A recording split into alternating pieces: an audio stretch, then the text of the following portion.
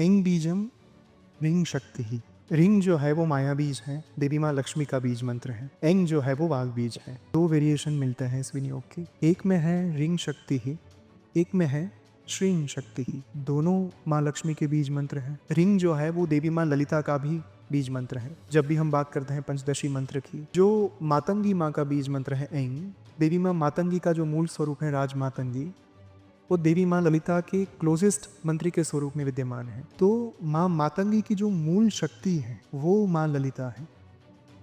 ये भी एक कारण है, यदि तंत्र के दृष्टिकोण से सोचा जाए तो इस कारण से जो बीज है वो माँ मातंगी का है, लेकिन माँ मातंगी का बीज जिससे चलायमान होता है, सक्रिय होता है, एक्टिवेट होता है, वो है माँ ललिता की शक्ति। इसलिए रिंग शक्ति है और ऐं बीजम है।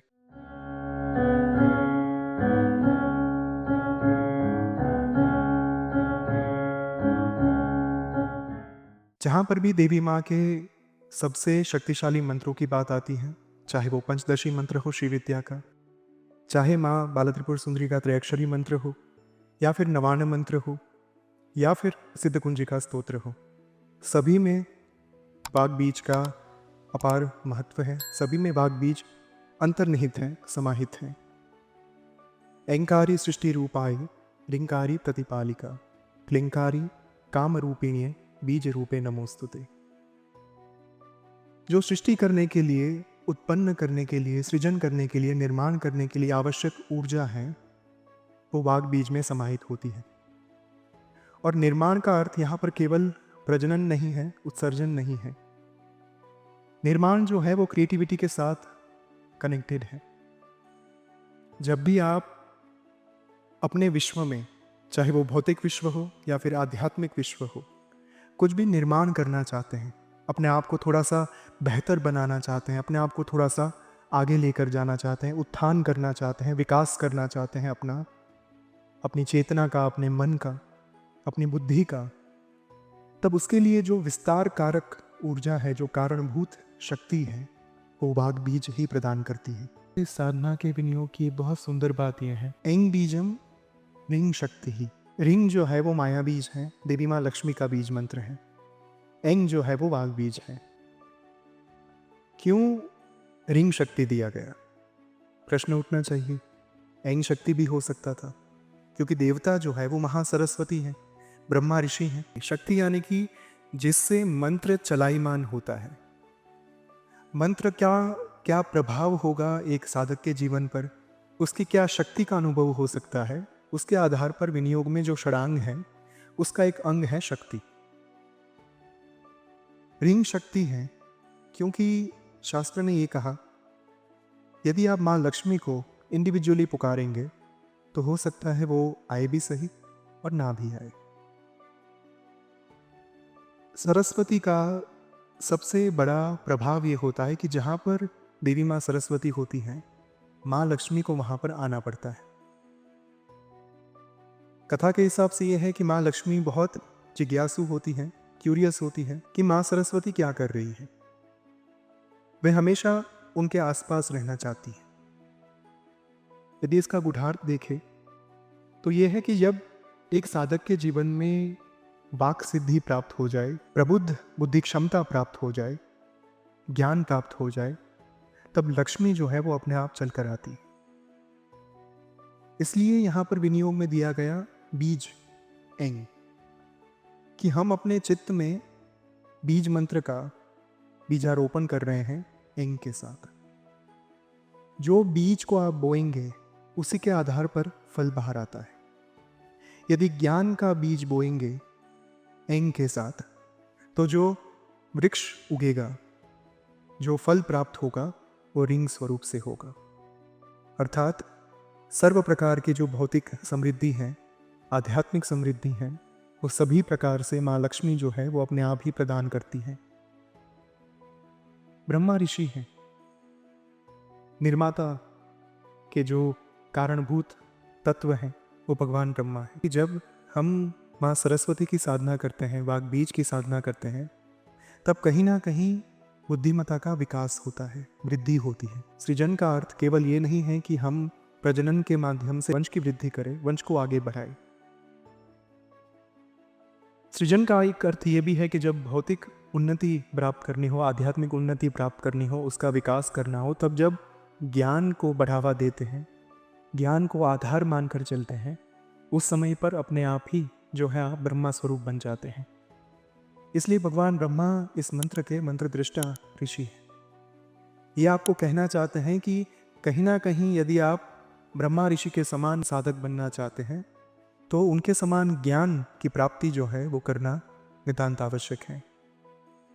तो ये गुढ़ार्थ पूरे विनियोग का जो है छिपा हुआ है।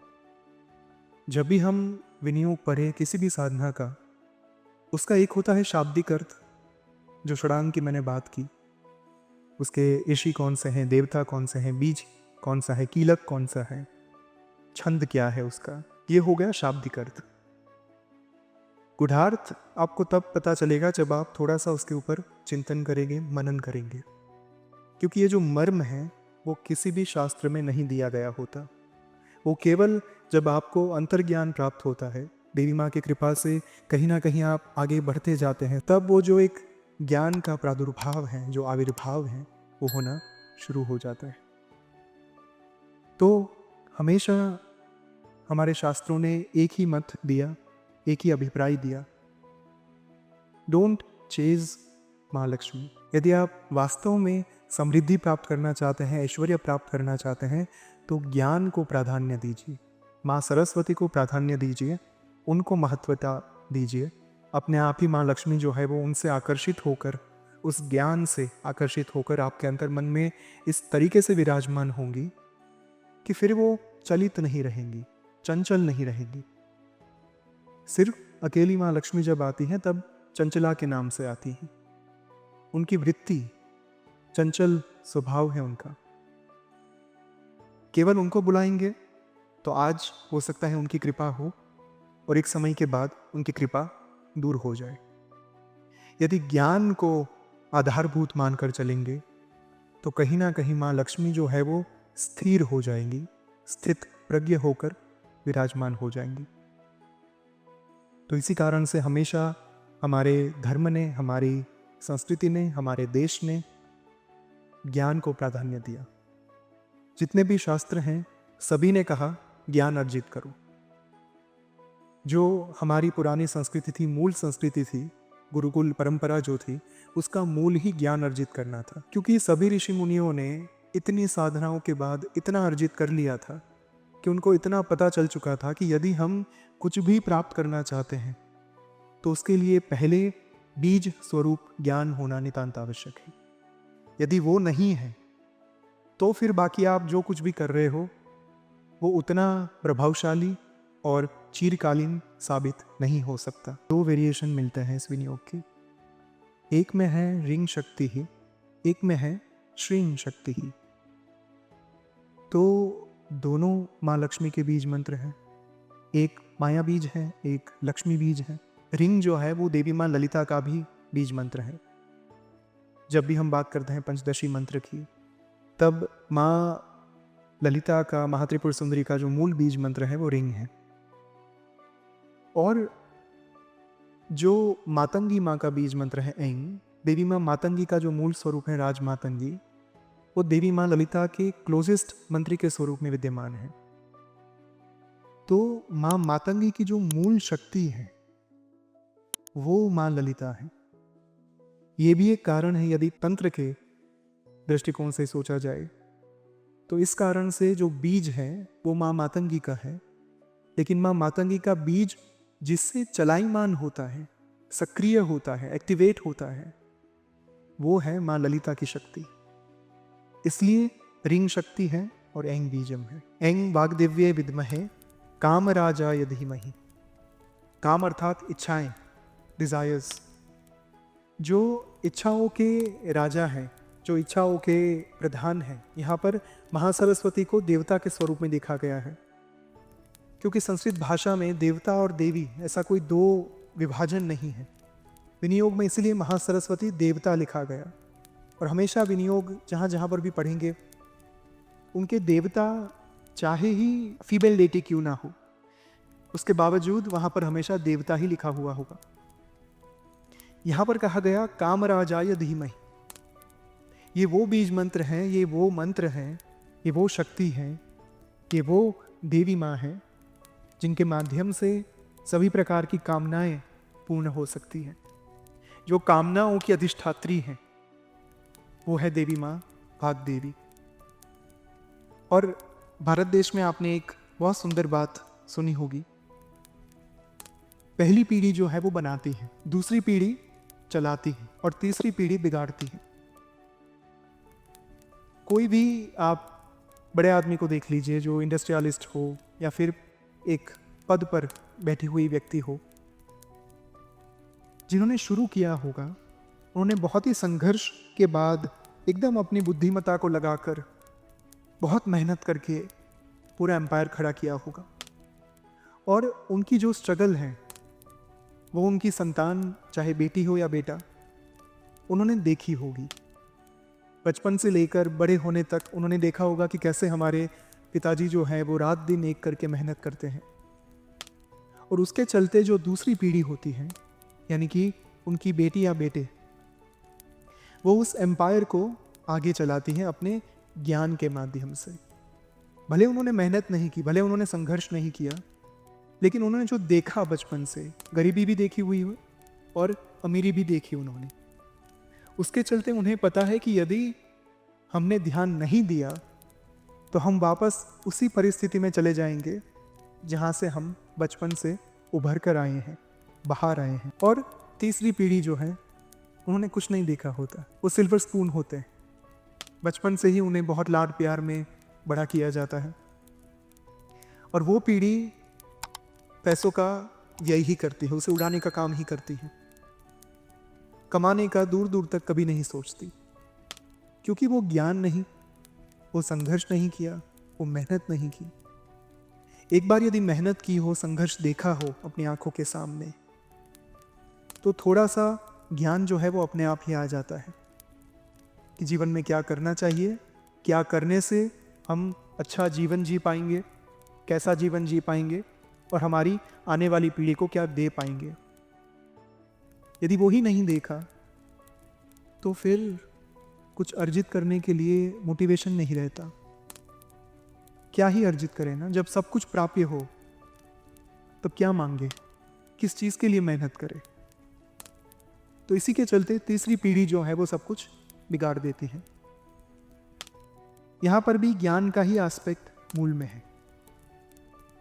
सभी चीज़ों में ज्ञान को ही हमारे देश में प्राधान्य दिया गया, चाहे वो पहले का भारत हो, प्राचीन काल का भारत हो या फिर आधुनिक भारत हो।